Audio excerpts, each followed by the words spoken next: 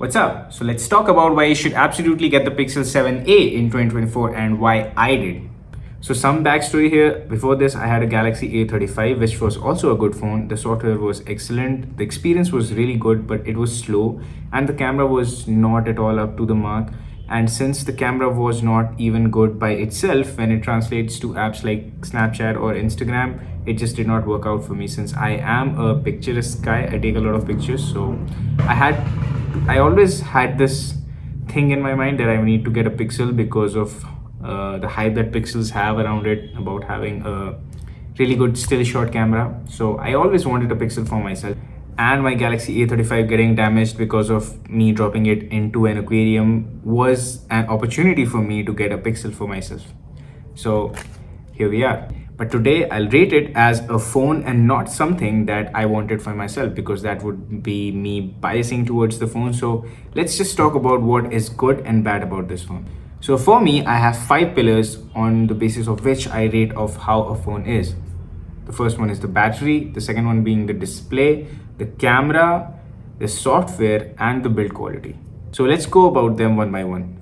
The first one being the battery. So you'd be surprised to know that the Galaxy A35 that was launched in 2024 lasted lesser than what the Galaxy Pixel 7a has to offer.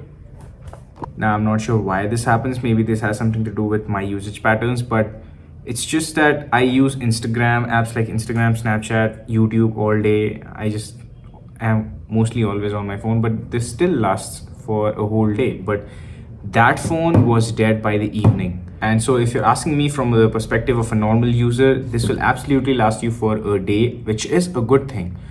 But the problem here is that this does not support faster wireless charging. The thing is, it only supports 20 or I think 18 watts of fast charging, which takes around 1 hour to completely go from 0 to 100. And since this also supports wireless charging, we can give this a 3.5 out of 5 for battery.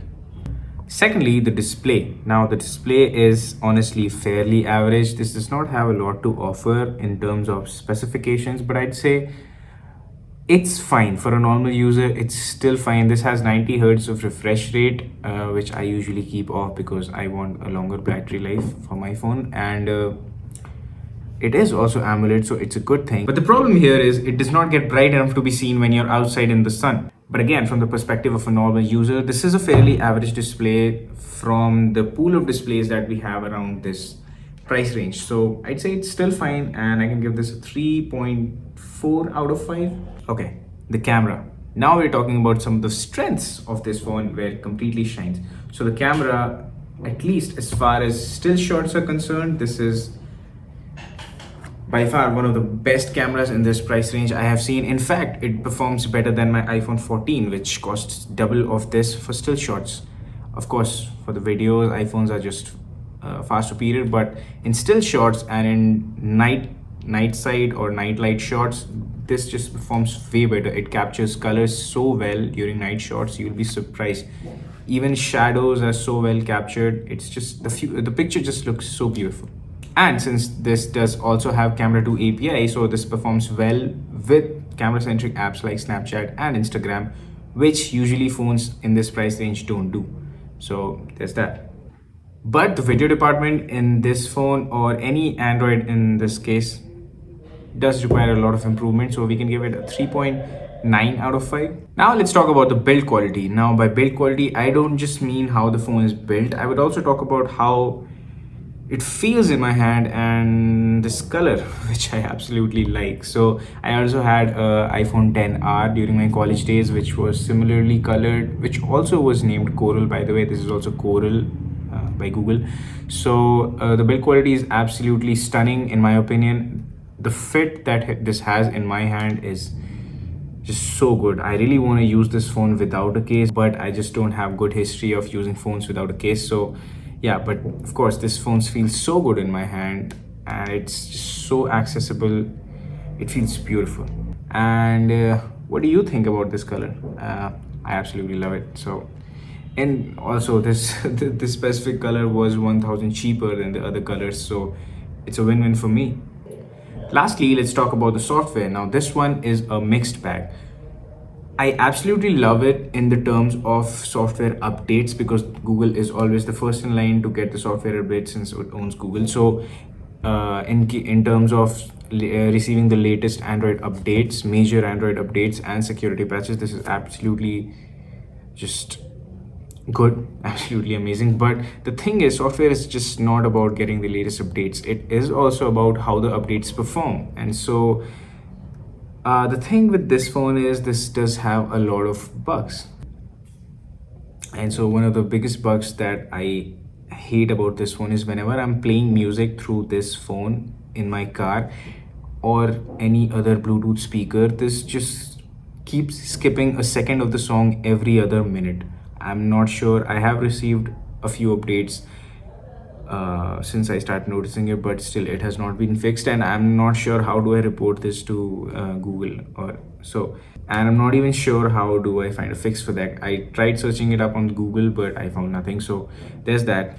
Another bug that I have noticed is that sometimes the fingerprint scanner just does not work no matter how much I try. After 3 attempts, it just asks me to use the pattern, which is slightly irritating when I'm outside trying to make a payment or something. But apart from these one or two bugs, the software is fairly fine. It's stable to an extent that I'd say this is slightly boring for my liking. I don't have a lot of things to do on this phone. Just the most I can do is change the wallpaper. And I'm saying that because on Samsung, I had a lot of features going on inside of One UI. I had a lot of customizations using the buttons, using double tap and triple tap on the back, and tapping on the screen. So I had a lot of customizations over there. So I really liked it. But here it's good but boring. One of the best things about the Samsung Galaxy A35 that I had was whenever your screen is off, you can just put your finger over the place where the fingerprint scanner lies, and it'll automatically detect it and unlock your phone, which I cannot do over here. I need to turn on my screen and then only I can unlock the phone. So Google, if you can do something about it, please, because that's a really good feature to have. But yeah, other than that, it's a fairly decent and absolutely fine phone, which is what I wanted. I wanted a phone which performs well in most of the fundamental tasks, has good cameras, has good software, and just good enough battery life so that it lasts me around a day. And here it is. And since this is an old phone, I got this for a good budget, around 30,000 rupees. I understand that around 30,000 rupees I can get other phones as well which has better processors, but even with the better processors, they don't perform, the software does not perform as well as this software does with slower processors. So you have to make the choice, right? Whether you just want a faster processor for the namesake or you want a good software experience overall.